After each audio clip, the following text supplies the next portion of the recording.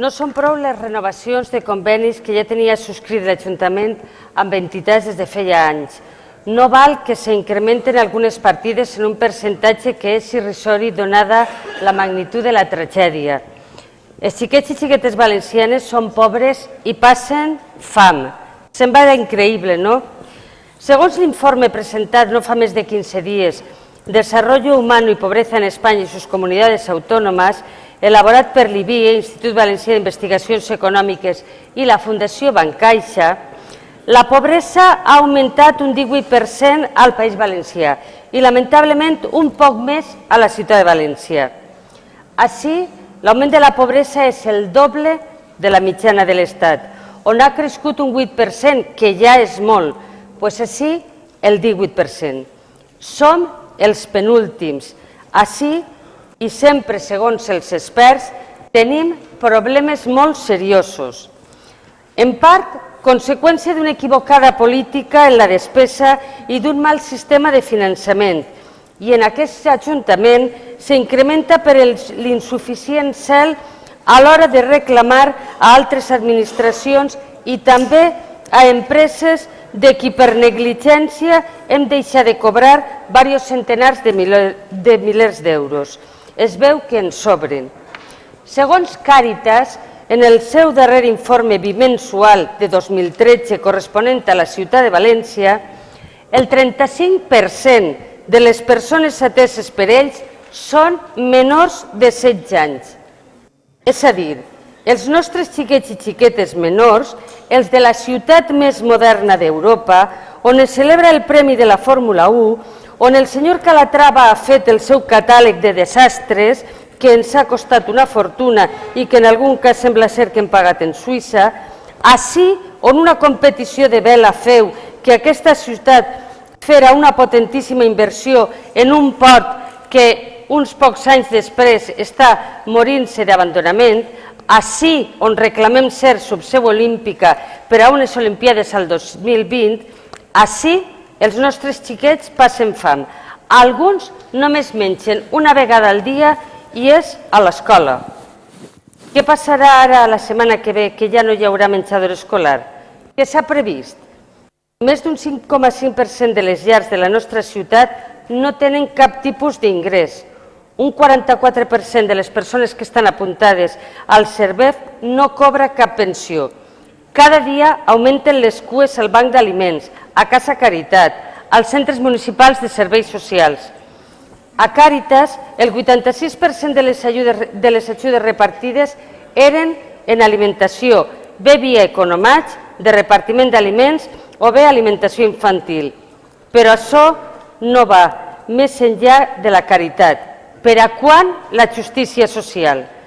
Davant l'estafa que vivim, conseqüència d'unes polítiques equivocades, un increment incessant de la despesa financera, del pagament del deute als bancs, en 2012 la renta social garantida, que ja sé que no és competència de vostès, però sí és responsabilitat del partit que governa la Generalitat, que és també el Partit Popular, a la Generalitat, deia, durant l'any 2012 s'ha dedicat un 26% menys en el pressupost a aquest capítol i el nombre de titulars s'ha incrementat en un 133%.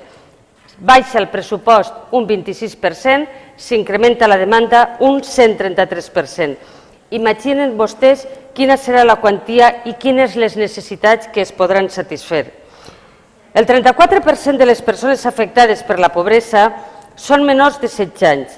Que increïble, no? Davant d'això, pedaços i molt d'agrair de Càritas, el Banc d'Aliments, la Creu Roja, diferents confessions religioses, cadenes privades de distribució, però no és això. Cal polítiques integrals i coordinades. Existeixen importants taxes de risc de pobresa que no es reduïren en l'època de creixement i que ara s'han convertit en estructurals. Així, a la nostra ciutat, la pobresa infantil és 3 punts superiors a la mitjana de l'Estat i, per suposat, de la mitjana de les ciutats europees comparables amb València. Això sembla que no existeix si uno no es pateja a la ciutat, però tota la ciutat.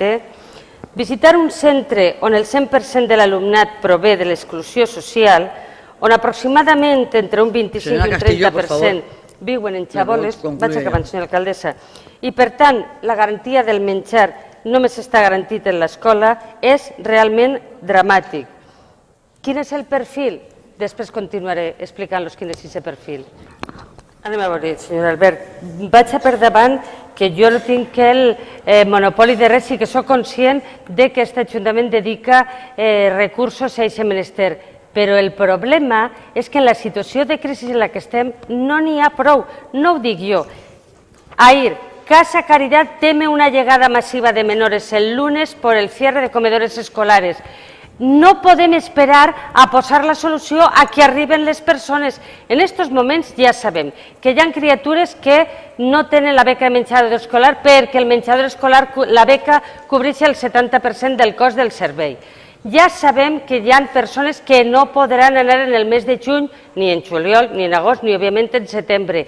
El que jo li demane és una coordinació, una estructuració de les ajudes i Casa Caritat, Creu Roja, no són l'administració.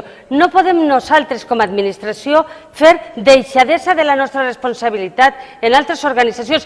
Pagar no és prou, hem de crear una xarxa. Què passarà? Si el dilluns Casa Caritat se veu desbordada, què passarà? Què passarà? Aquestes persones dinaran o no dinaran? De dilluns a dimarts arbitrarà el mecanisme?